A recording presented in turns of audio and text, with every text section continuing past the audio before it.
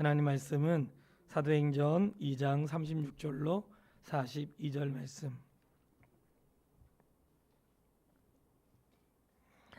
사도행전 2장 36절로 42절 말씀.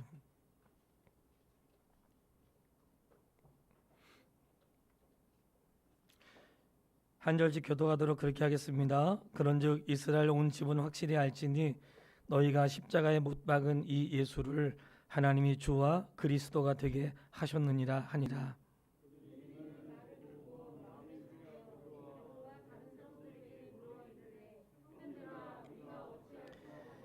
베드로가 이르되 너희가 회개하여 각각 예수 그리스도의 이름으로 세례를 받고 죄 사함을 받으라.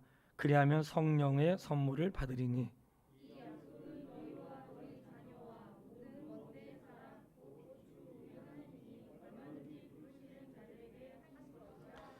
또 여러 말로 확증하여 권하여 이르되 너희가 이 패역한 세대에서 구원을 받으라 하니.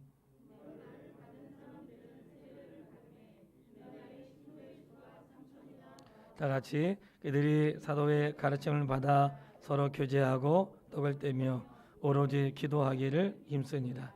아멘. 주님의 이름으로 축복합니다. 같이 우리가 말씀을 공부하고 찬양할 수 있는 것은 하나님의 큰 은혜인 줄 믿습니다.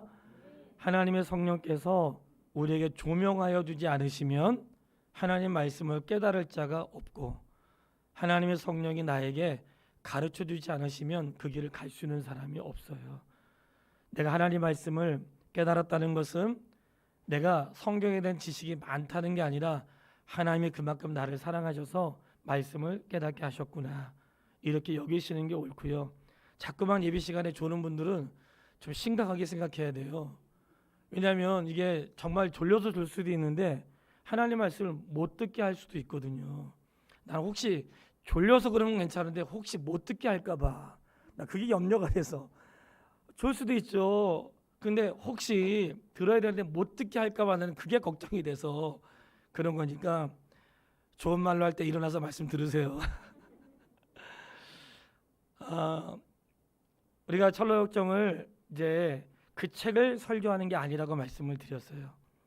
지난주 말씀드린 것처럼 철로역정 그 안에는 구원의 여정과 성화와 천국에 대한 길을 꿈을 통해서 한 목회자가 기록한 것인데, 어쩌면 그거를 읽고 또 읽고 읽을 때마다 반복이 되는 것은 성경 자체가 우리에게 구원을 말씀하고 있지만 그 구원을 우리가 비유로 잘 알아듣기 쉽게, 그리고 좀 더 가까이 적응할 수 있도록 참 그런 글이라고 싶은 거예요.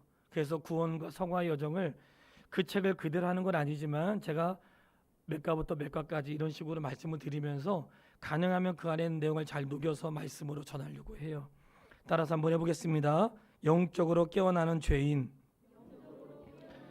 오늘은 1단원과 2단원에 있는 말씀을 잘 녹여서 말씀을 드릴 건데, 이 제목 자체가 영적으로 깨어나는 죄인. 죄인은 죄인인데 영적으로 깨어나기 시작했다는 거죠. 우리가 이 땅에 등록할 때 태어난 사람들 다 등록하잖아요. 신앙생활도 나이가 많았다고 그런 게 아니고, 신앙생활도 예수님 안에서 내가 처음 시작하는 그 순간이 있거든요. 마치 어린아이처럼 이 땅에 엄마의 뱃속에 있다가 태어나는 것처럼 신앙생활도 엄마 뱃속에 있다 태어나는 사람처럼 이제 신앙의 첫 발을 내딛는 사람이 있어요. 이 사람은 누굴까요? 아직 영적으로 미숙아. 우리가 그렇게 아이의 성장 과정을 표현한다면 미숙아는 뭐예요? 함부로 아무거나 먹거나 팽개쳐도 잘 자라고 그런 거 아니잖아요. 혹시 떨어질까 봐, 혹시 뭐 하나 잘못 먹을까 봐, 체하면 어떡하나. 미숙아. 우리 이 시간에 미숙아는 없는 것 같아요. 그런 분이 있단 말이죠. 어떤 분은 그런 얘기 하더라고. 난 그런 얘기 듣는 거 싫더라. 우리 교회는 다 자기가 스스로 알아서 살아야 돼. 우리가 무슨 군대예요? 스스로 알아서 살게? 그런 거 아니고 미숙아가 있단 말이지. 그리고 우리가 유아기 시절에 어떻게 해요? 누군가의 보호를 받고 도움을 입는 그런 사람이 있잖아요. 신앙생활도 처음 시작하면 누군가의 보호를 받고 좀 도움이 필요한 거예요. 왜냐하면 미숙아니까. 내가 나이가 많고 무엇이든 스스로 할 수 있지만 신앙에 대해서는 아직 미숙하고, 그리스도에 대해서 아직 알지 못하기 때문에 먼저 있는 분들의 신앙이 참 중요하다는 거예요. 오늘 본문에 등장하는 영적으로 깨어나는 죄인은 하나님이 영적으로 깨어난 사람에게 가장 먼저 그에게 깨닫게 하시는 것이 있는데, 그것이 무엇이냐면 나는 죄인이구나, 그리고 내가 이 죄의 문제를 해결하지 않으면 나는 심판을 받을 수밖에 없구나, 이것을 깨닫게 한단 말이죠. 신앙생활을 하는데 우리가 이런 과정을 뛰어넘을 수 없어요. 이것이 없이 신앙생활을 시작할 수는 있겠죠. 그런데 그러다 보면 신앙의 출발을 말할 때는 항상 하나님이 그에게 깨닫게 하셔요. 그 깨달음의 시작은 내가 죄인이고 이 죄의 결과는 심판을 받을 수밖에 없다는 것을 깨닫게 한단 말이죠. 어린아이들이 때로는 막 부흥하면 울고 그러는데 이게 감정적일 수도 있지만 하나님의 그 어린아이의 그 마음을 만져줄 수도 있다고 우리가 믿는 거거든요. 어린아이를 금하지 않으셨기 때문에. 실제로 저도 어릴 때부터 신앙생활을 했지만 하나님이 그때가 온전하지 않지만 그 순간에 죄가 깨닫게 되고 누군가를 위해 기도하게 되고 그런 과정이 있단 말이죠. 영적으로 깨어난 죄인은 그가 오늘날 책을 통해서 알게 되는데, 오늘날 책을 읽다 보니까 이 도시가 멸망의 도시라는 걸 알게 되었고, 이 도시가 멸망할 때 살아남기 위해서는 무언가 방법이 필요하구나, 내가 이 멸망의 도시에 있으면 망하는구나 하는 것들이 인식된 거예요. 그래서 그 도시의 이름을 멸망의 도시라고 그렇게 말했던 것이고, 그가 아무리 멋지고 화려한 옷을 입어도 뭐라고 표현하냐면 그는 남루한 옷을 입었다는 거예요. 이것은 예수 믿고 구원받기 전의 상태인데, 구원받기 전의 상태를 어떻게 표현하고 있냐면 생명책에 아직 이름이 기록되지 않은 사람. 세상에는 생명책에 기록된 사람과 기록되지 않은 사람으로 구별할 수 있어요. 생명책에 기록된 사람은 거룩한 사람인가, 그런 뜻이 아니라 오늘 예수 그리스도로 인하여 구원받은 사람 맞는데, 이 사람이 남루한 옷을 입었다는 것은 그의 옷의 태도의 문제가 아니라 그리스도로 아직 옷 입고 있지 않다는 거예요. 비유에도 들어보셨죠? 주인이 잔치를 베풀었는데 안 오겠다는 거야. 왕이 잔치를 베풀었는데 안 오겠대요. 근데 이 말씀을 잘 들어야 돼요. 왕이 어느 날 갑자기 잔치를 베푼 게 아니고 언제 잔치를 베풀 테니까 오라고 다 초청장을 이미 다 보낸 상태에 있었던 거예요. 이미 그들은 왕의 초청을 다 받은 거예요. 그리고 잔치할 때가 되어서 다시 초청장을 보냈는데 그때 못 가겠다는 거예요. 나는 결혼해서 못 가고 장사해야 되니까 못 가고, 이렇게 그때 못 가겠다는 거예요. 이들이 초청장을 안 받은 게 아니에요. 이미 초청장을 받았고 다음에 오게 하려고 할 때 이들이 거절했다는 거예요. 그래서 거절하니까 왕이 뭐라고 그래요? 그러면 너희 나가서 누구든지 데리고 와라. 이 자리를 채워라. 누구든지 데려왔는데 단서 조건이 있었어요. 그들이 잔치에 참여할 때는 반드시 예복을 입어야 됐단 말이죠. 이 예복은 주인이 그를 위하여 준비해 놓은 예복이에요. 할렐루야. 굉장히 중요한 말이죠. 예복은 내가 준비하는 게 아니에요. 예복은 주인이 잔치에 참여한 사람들을 위해서 준비한 예복인데 그것을 입는 게 예의란 말이지. 근데 누구든지 올 수 있지만 그 자리에서 예복을 입지 않고 온 사람을 향해서 쫓아냈단 말이죠. 이 말씀이 그리스도로 옷 입지 않은 자는 반드시 쫓겨나가게 된다는 거예요. 하나님의 교회는 무엇으로 옷 입어야 되는가? 화려한 옷이나 어떤 의식의 절차나 늘 말씀드린 가운의 숫자라든지 이런 거 아니에요. 목사님들 가운 중에서 3등병 있는 거 보셨죠? 보셨어요? 짝대기 3개 걸려 있는 거 있잖아요. 아직 못 보셨구나. 다행이네. 그 박사 가운이에요. 네. 줄 3개짜리는 박사 가운이에요. 네. 근데 뭔가 어떤 의식의 문제가 아니라 말씀을 드리는 것은 그리스도로 옷 입지 않은 이상은 전부 다 남루하다. 내가 아무리 화려하게 입는다고 주님이 그가 귀하다고 생각하지 않으시고 그리스도로 옷 입은 사람들을 귀하게 여기신다는 거예요. 그러니까 우리는 예수 그리스도로 인하여 옷 입어야 되는 사람인 걸 믿으세요? 이렇게 불러주시는데 이 부름 자체가 하나님의 은혜라는 거예요. 왜냐하면 부르시면 반드시 하나님의 역사가 있어야지만 그가 부름에 응답할 수가 있다. 하나님 불러주지 않으시고는 아무도 이 자리에 나올 수가 없다는 거예요. 그런데 이 한 남자가 죄에 대한 도전을 받고, 그리고 내가 이렇게 살면 망하는데, 죽는데 뭔가 이 도시를 벗어나 가지고 뭔가 살 길을 찾아야 되는데, 이 자체가 부르심이라는 거예요. 이 부르심에는 꼭 기억하세요. 부르시면 두 가지의 반드시 반응이 나타납니다. 한 가지만 있잖아요. 두 가지의 반드시 반응이 나타나요. 하나는 내적인 부르심, 하나는 외적인 부르심이 반드시 있어요. 내적인 부르심은 말씀의 조명에 의해서 하나님이 나를 부르시는 거예요. 내가 설교자를 통해서, 친구를 통해서, 어떤 뭐 잔치를 통해서 올 수 있단 말이죠. 나는 교회가 전도 대회를 하면서 뭐 상품 걸고 막 이런 데도 있잖아요. 뭐 비난한 사람도 있고 별 얘기 다 있죠. 왜 내 교회도 아닌데 왜 비난하세요? 예? 그럴 만한 문제가 아니라, 좀 지나침도 없잖아 있다고 생각할 수 있지만, 다른 편에서 생각하면, 물론 저도 그 방법을 좋아하지 않지만 다른 편에서 보면 한 영혼을 구원하기 위해서 무엇인들 못하겠어. 굳이 그런 입장으로 생각하면, 옳고 나쁘고의 문제가 아니라 그거를 그렇게 해가지고 뭐 여행 보내고자 하는 게 아니라 한 영혼을 구원하기 위해서 수많은 제사에 들어간다고 해서 한 영혼을 구원할 수 있다면 무엇을 못할 수 있겠냐고. 그러니까 생각의 차이지 방법보다는 항상 우리가 영혼에 대한 마음을 가져야 된다는 거예요. 어쨌든 부르심은 하나님의 부르심이 있지 않고는 아버지 앞에 올 자가 없는데, 외적인 부르심은 그렇게 온 사람들은 반드시 회개와 어떤 죄에 대한 것들을 깨닫게 된다는 거예요. 그 말씀이 무엇인가? 그가 왜 괴로워했냐면 요한복음 16장 8절에 있는 것처럼 그가 죄에 대하여, 의에 대하여, 심판에 대하여 세상의 책망을 받는다는 거예요.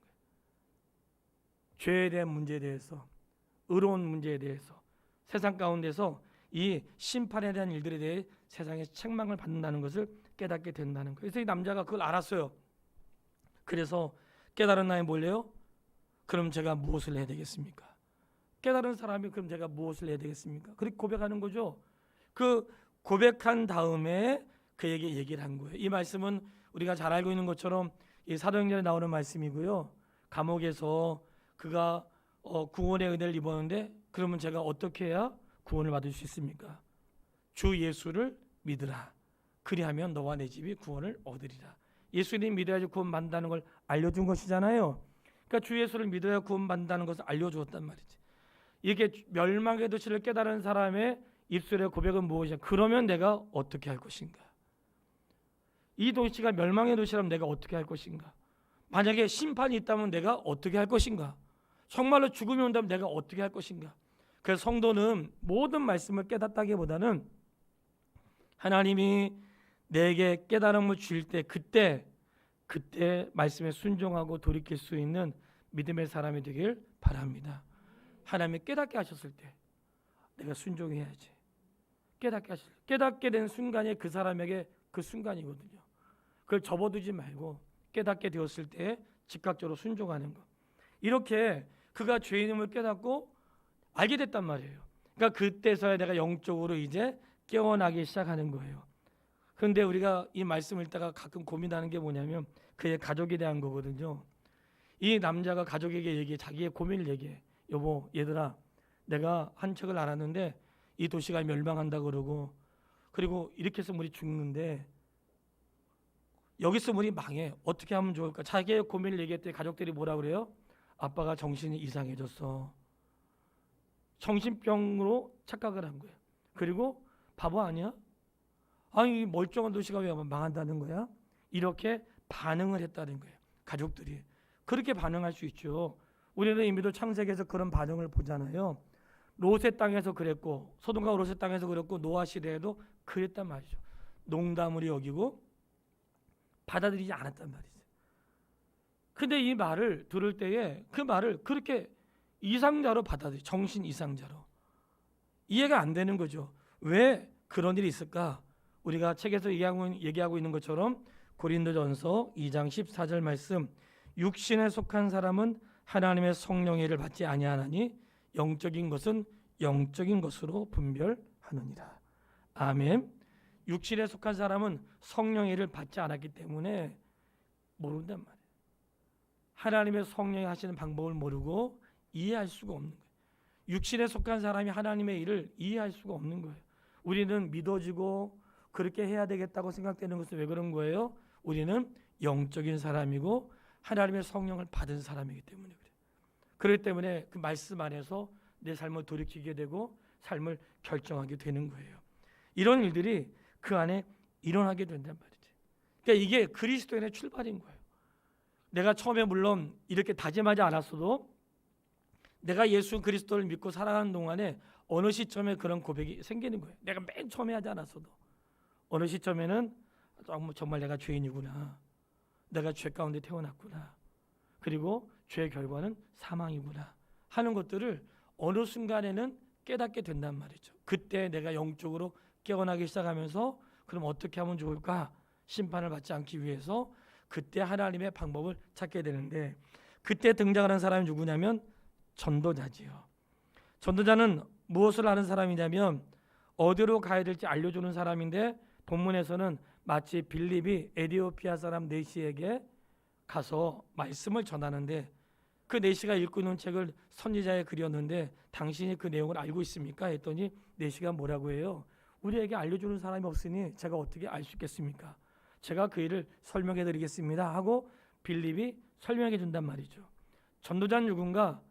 하나님의 말씀을 설명해 주는 사람. 그래서 그가 잘 모를 때에 하나님 말씀을 전해주는 사람이란 말이죠. 그가 전도자였다는 거예요. 근데 전도자가 성경에서 말씀할 때 전도자를 잘 들어보세요. 우리가 사람들 전도할 때 잘 못할 때도 있고 저도 잘 못해요. 근데 제가 잘 사용하지 않는 방법은 있어요. 교회 다니면 형통하고 잘 된다는 얘기를 반복적으로 말하지 않아요. 이게 교회 다님의 궁극적인 목적은 심판에서 죄인이 심판에서 멸망을 받지 않고 하나님 나라의 백성 되는 것 아시죠? 이게 가장 중요한 목적이에요.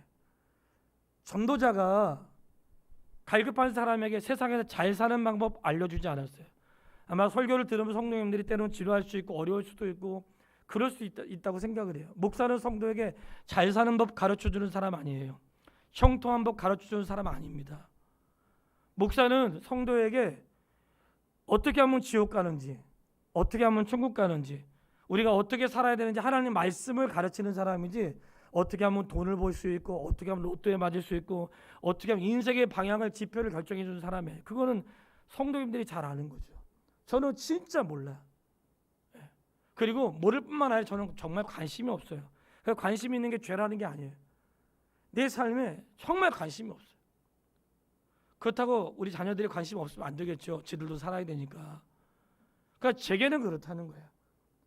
왜냐하면 설교는 성도에게 잘 사는 법을 가르쳐 주는 게 아니라 하나님의 말씀을 가르쳐 주는 것이란 말이에요. 교회는 세상에서 들을 수 있는 말을 하는 게 아니에요. 세상에서 들을 수 없는 오직 하나님의 교회에서만 들을 수 있는 말씀을 전한단 말이죠. 그렇기 때문에 성도님들이 하나님 전에 나올 때에 그 말씀 듣는 걸 즐거워하고 또 말씀을 또 다시 한번 돌이키고 우리가 아는 말씀도 다시 확인하면서 나의 삶을 점검할 수 있게 되기를 바랍니다. 이 전도자가 그에게 했던 것은 무엇이냐면 이 멸망을 피하라고 말하지 않고 누가복음 13장 3절에 나와 있는 것처럼 내가 만일 회개하지 않으면 이같이 망할 것이다. 너가 회개하지 않으면 너도 망해. 그러니까 전도자의 역할은 좋은 것만 얘기하는 게 아니라 천국만 말하는 게 아니라 지옥도 있음을 말해야 된단 말이에요. 좋은 것만 얘기하는 게 아니라 말씀을 쫓아가지 않으면 망해. 신명기 28장 우리 지금 읽고 있죠. 큐티하신 분들은 신명기 28장을 잘 보세요. 에발산에서 저주의 말씀을 그리스임산에서 축복의 말씀을 전하시는데 그 분량이 저주의 말씀이 많을까요? 복의 말씀이 많을까요? 알아맞혀 보세요. 저주의 말씀이 훨씬 많습니다. 이 말씀은 저주하겠다는 뜻이 아니라 글로 가면 망한다는 것을 말씀해 주는 거예요. 그러니까 우리가 신명기 28장에 복에 대해서만 말하는 게 아니에요. 저주를 말씀하시는데 글로 가면 망한다는 거예요. 이 말씀 망하지 않는 방법을 말씀해 주고 있다는 거예요. 전도자는 무엇인가? 이렇게 망하지 않는 법을 말하는 거예요. 세상을 살면서. 이게 전도자의 역할인 거예요. 목사는 목사에게서 전도는 실제로 나가서 전도하는 것도 전도고요. 목사에게서 설교가 전도인 것입니다. 저는 전도하는 것이에요. 너희가 성전에 있든지 집에 있든지 주와 그리스도를 가르치고 전도하기를 힘쓰라고 했거든요. 주님을 전하는 게 전도하는 것이에요. 그분의 진리를 가르치는 것이 전도하는 것이고, 왜냐하면 하나님의 교회 예배당 안에도 예수 안 믿는 사람이 있을 수 있거든. 믿어도 시원찮게 믿고 적은 믿음으로 풍성하지 못한 사람도 있기 때문에 설교 자체가 전도인 것이에요. 그래서 모든 메시지의 중심에 무엇이 있는가? 예수 그리스도와 복음의 내용이 반드시 들어가야 되는 거예요. 왜냐하면 전도에 대한 내용이 포함되어 있기 때문에 그런 거예요. 그래서 이 한 사람의 크리스찬이 전도자를 만났다는 거죠. 그것은 은혜예요. 누가 믿는 사람을 만났고 우리 가족 중에서 믿는 자가 있고 내 주변에 믿는 자가 있고 그렇게 했다는 것 자체가 은혜죠. 이 전도자가 크리스찬에게 말해가지고 자신의 경험을 말하지 않고 하나님 말씀을 말했잖아요. 우리가 잘 모를 때는 하나님 말씀을 말하는 게 가장 좋습니다. 요즘에 다 네이버에 다 검색하잖아요. 말씀도 검색하면 다 나와. 그런데 이단 것도 나오니까 유사품에 주의하세요. 이단 것도 많이 나와요. 주의하세요. 그러니까 검색하면 다 나오는데 이단 것도 많이 있다는 거 주의하시고, 다만 전도자가 말할 때는 자신의 경험을 말하지 않고 하나님의 말씀을 말했다는 거. 아이들 책을 쓸 때 진짜 어려운 게 뭐냐면 그들의 언어로 말씀을 풀어내는 거예요. 너무 어려워요. 그럼 어떻게 해야 될까? 도대체 내가 설명을 못하겠거든. 말씀을 쓰세요. 이렇게 말하거든요. 수만 말의 말보다 차라리 해석하기 어려울 때는 말씀을 그대로 기록하는 게 오류를 덜 범할 수 있다는 거예요. 내가 수없이 설명하는 것보다는 말씀 자체를 기록하는 게 좋아요. 전도자가 그런 것이라고 얘기했어요. 지난주에 말씀드렸던 것처럼 전 번연의 전도자는 그의 기포트 목사님이었고, 그는 말씀을 통해서 그가 신앙에 성장했고 그 교회 담임 목사가 되었죠. 그러니까 우리에게는 전도자가 있는데 누군가, 성도에게서 전도자는 담임 목사고요. 그리고 누군가 나에게 말씀을 전한 자가 들을 수 있어요. 저는 성도님들이 기회만 되면 여러 방법으로 말씀을 들으면 좋겠다는 생각을 해요. 왜냐하면 저는 늘 부족하고 한 사람을 통해 말씀을 듣는 것보다 그래도 훌륭한 목사님들 많이 있고 이미 앞서간 믿음의 선배들의 글과 어떤 영상도 있고 수많은 사람들의 기회가 될 때마다 말씀을 듣는 것은 신앙에 유익하다고 늘 생각하고 있습니다. 그렇기 때문에 그런 말씀을 듣는 게 유익한 거예요. 근데 이 모든 것들이 무엇인가? 내 영혼을 위해서 있었다는 거예요. 하나님이 이 전도자를 통해서 내 영혼에 유익을 주었다는 거예요. 그 전도자가 이 크리스찬에게 했던 게 뭐예요? 이 불빛을 따라가십시오. 근데 읽으신 분들 불빛이 뭐라고 나와 있어요? 하나님 말씀. 주의 말씀은 내 발의 등이요 내 길의 빛이라고 했잖아요. 그러니까 이 불빛을 따라가십시오. 이 말씀은 말씀을 따라가십시오. 그런 뜻이에요. 결론이에요. 한 사람이 주님을 만나서 돌이키는 과정에 전도자를 만났는데 그에게는 아주 놀라운 은혜죠. 예수 믿지 않는 사람도 이해할 수 없는 그런 일이 그 안에 시작이 된 거예요. 하나님이 그에게 구원의 은혜를 시작하신 것이고 그가 믿음의 길을 걸어갈 수 있도록 하나님이 그에게 시작하신 거예요. 그 시작하는 일에 믿음의 사람들을 주변에 세웠는데 전도자뿐만 아니라 이미 믿음의 경험이 있던 사람들, 앞선 사람들 통해 믿음의 본을 보이게 하시고 그와 함께 가도록 그렇게 했던 거예요. 교회는 영적인 미숙아가 있습니다. 사랑하는 여러분, 영적인 미숙아는 아기와 같은 거예요. 조금만 어려워도 실족할 수 있고 조그마한 말 한마디에도 감염될 수 있고 살짝만 떨어뜨려도 큰 병에 걸릴 수 있는 그런 미숙아라고. 그런 미숙아가 우리 교회 안에 있어요. 그런 미숙아를 어떻게 해야 되겠어요? 다치지 않도록, 아프지 않도록 끊임없이 돌봐주고 전국 공급하고 이런 것이 먼저 구원받은 사람의 역할인 줄 믿으세요. 그런 도움과 섬김이. 저는 신앙생활한 지 얼마 됐는데 아직까지 그냥 그걸 벗어나지 못하고 그렇게 생각하지 말고 상처가 아프면 그만큼 오래 걸리는 거예요. 큰 병은 오래 걸려요. 주님은 한 번에 치유할 수 있지만 우리도 큰 병은 오래 걸리잖아요. 그렇게 이해해 주세요. 누가 마음을 열지 않을 때는 정말 그에게 큰 아픔이 있었구나. 뭔가 어려워할 때는 얼마나 힘들까. 뭔가 그런 삶을 사람을 이해할 수 있는 이 말은 사람 중심이라는 게 아니라 하나님의 마음을 가지고 사람을 보면 다 긍휼히 여기게 되고 불쌍하게 되고 내가 도와줄 게 없나 생각하게 되지 그를 비난하지 않는단 말이죠. 주님의 마음으로 대할 수 있게 되길 바라고 이 결론의 끝에는 우리가 다 같이 전도자가 되길 바랍니다. 그에게 하나님 말씀을 전하고 여기에 구원의 길이 있습니다. 거절당할지라도 구원의 길이 있고 생명의 길이 있고 그런 바른 길을 말씀할 수 있는 것. 전도자는 좋은 길이 아니라 사람을 살리는 길이라 그랬어요. 저는 확신합니다. 우리 하나님 말씀이 그렇게 인도하시고 한 전도자를 통해서 그가 부름 받았는데 저 역시도 이렇게 처음 구원받고 그리스도의 길을 걸어갈 때 대번에 성숙한 자가 된 게 아니고 여전히 많이 성숙해야 될 몫이 있고 가야 될 것이 있는데 지금도 주변에 믿음의 사람들 있단 말이죠. 사랑하는 여러분, 돕는 자로 도움을 받는 자로 생애를 마치지 않게 되길 바랍니다. 그렇게 되길 바라요. 늘 도움만 받는 자로 인생을 마치지 않았으면 좋겠어요. 어린 시절에는 부모의 도움을 받고 그가 성장할 수 있도록 도움받았죠. 장성 와서는 독립을 하되 그냥 이제는 도움을 줄 수 있는, 그동안 받은 사랑을 나눌 수 있는 그런 장성한 물량이 이르게 되길 바라고, 그렇게 될 때 연약한 지체가 그리스도 안에 세워지는데 같이 좋은 역할을 하는 거예요. 이 말씀 기억하세요. 심는 자나 물 주는 자는 똑같다는 거예요. 잘 들으세요. 심는 자나 물 주는 자는 똑같아. 이게 뭘까요? 목사가 설교하는 거나 설교로 전도하는 거나 연약한 사람을 옆에서 도와주는 거나 똑같은 거예요. 목사의 설교자만 위대한 게 아니에요. 목사의 설교나 옆에서 구제하거나 도와주거나 그 사람이 성장할 수 있도록 하는 것은 똑같은 거야. 심는 자나 물 주는 자는 똑같은 거예요. 오직 잘하게 하시는 분은 여호와시니라. 잊으면 안 돼. 우린 다 똑같은 거예요. 그분이 잘하게 하시는 거예요. 목사가 설교 잘해가지고 잘하는 거 아니에요. 내가 엄청나게 도와주고 헌신해가지고 도와주는, 그렇게 생각하면 안 돼. 우리는 다 똑같은 거예요. 누구는 물 주고 누구는 심고 다 할 수 있는 거예요. 공로는 다 똑같아.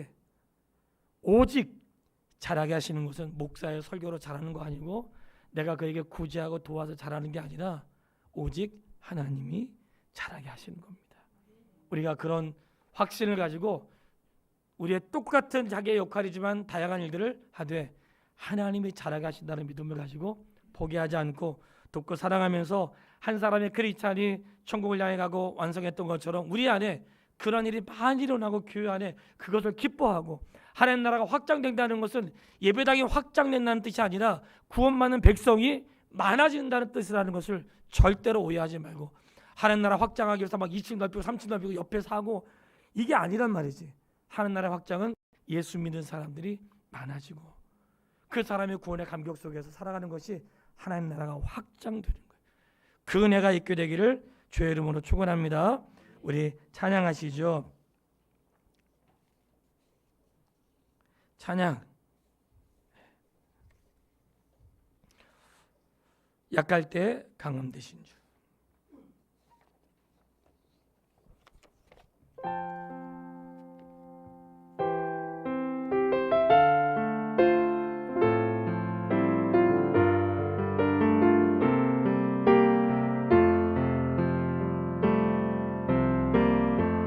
약할 때 강함 되시네 나의 보배가 되신 주, 주 나의 모든 것,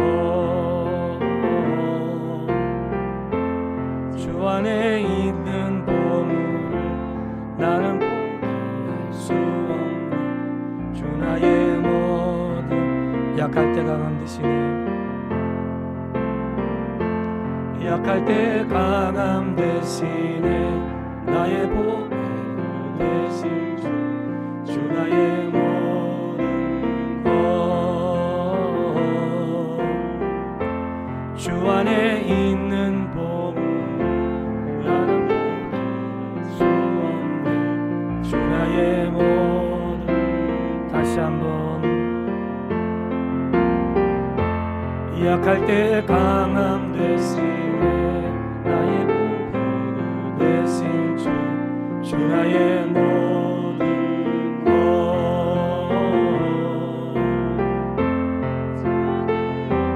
보물을 나는 포기할 수 없네 주 나의 모든 것 예수 어린 양 존귀하니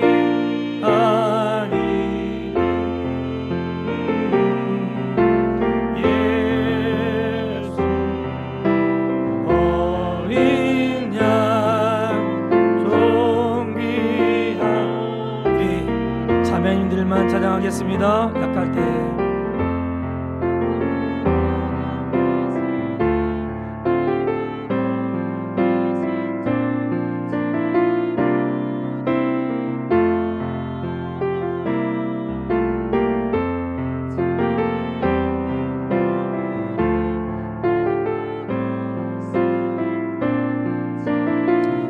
우리 형제들만 다시 한번 하겠습니다. 약할 때 강함 되시네 나의 보배가 되신 주 나의 모든 것 주 안에 있는 보물을 나는 포기할 수 없네 주 나의 모든 다 같이 한번 고백하겠습니다.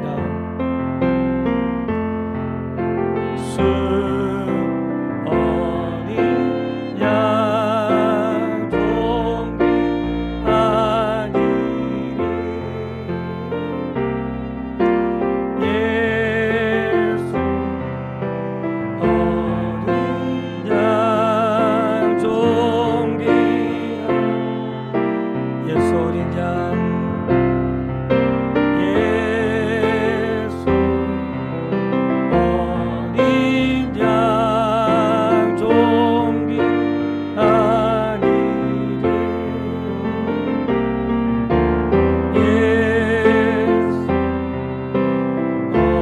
어린 양 존귀한 예수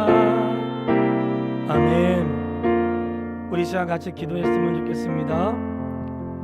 우리가 포기할 수 없는 것 있죠.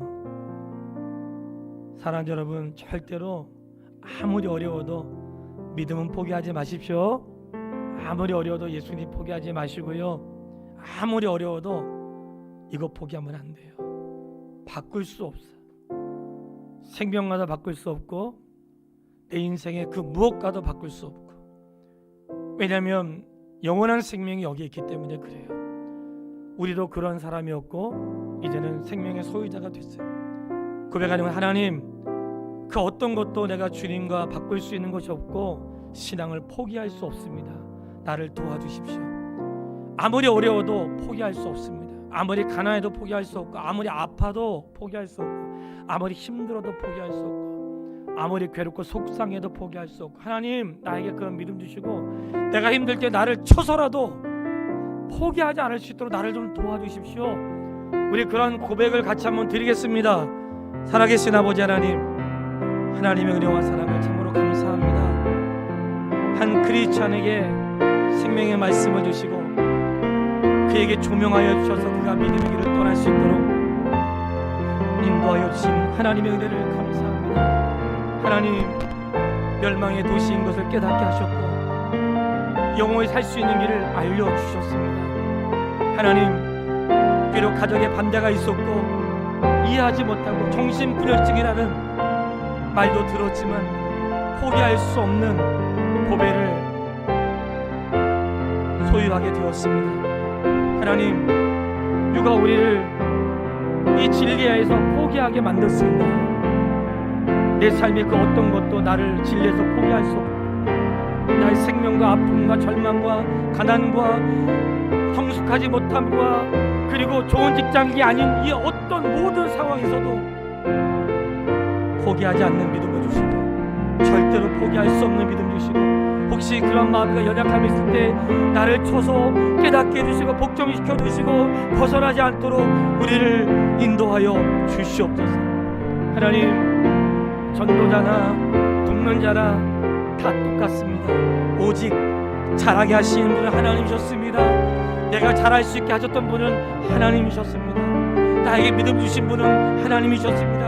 나를 도와주고 나를 사랑하고 우리 교회에 필요한 모든 것들 공급한 하나님의 사람도 있었지만 결국 잘하게 하시고 성숙하게 하시고 그를 보내준 분은 하나님이셨습니다. 놓치지 않게 하시고 그 사랑 안에서 견고할 수 있도록 우리를 불쌍히 여기시며 인도하여 주시기를 원합니다. 하나님, 믿음 안에 떠났던 하나님의 사람들 돌아올 수 있는 기회를 주시고 조명하여 주시고 인도하여 주시고 깨닫게 하여 주시옵소서.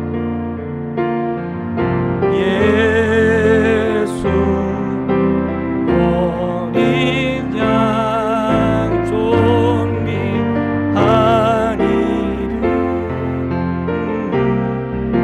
예수 어린 양 존귀하니.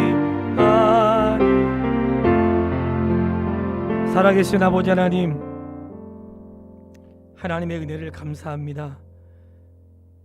저희로 하여금 멸망의 도시를 떠날 수 있도록 죄와 의와 심판에 대해서 깨달을 수 있도록 조명하여 주시고 인도하여 주신 것 감사합니다.